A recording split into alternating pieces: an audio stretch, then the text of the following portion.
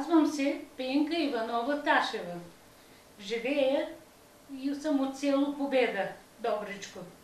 От малка съм чула песните на моята баба за 16-та година. После моята майка ги пееше и съм запомнила тази песен, която ще ви изпея.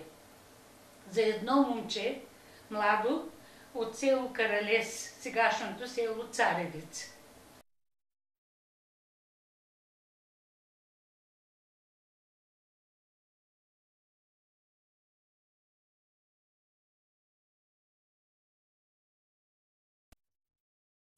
Какъв е спомен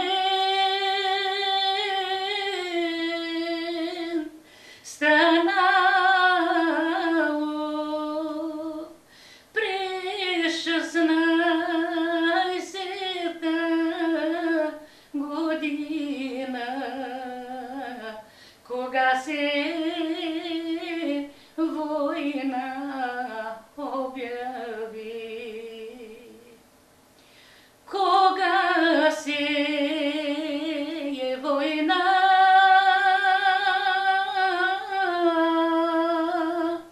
обяви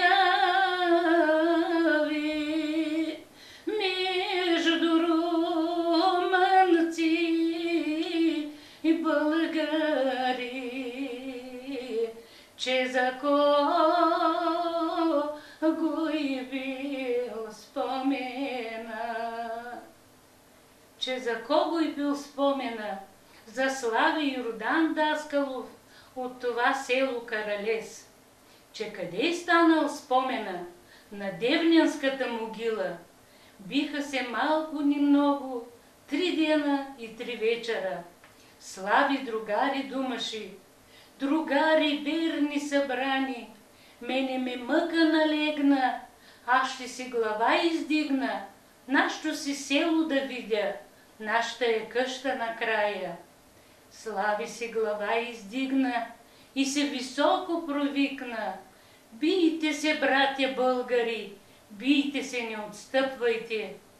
Куршум го в глава удари, в челото между веждите, и падна Слави, загина с негови верни другари за своята скъпа родина.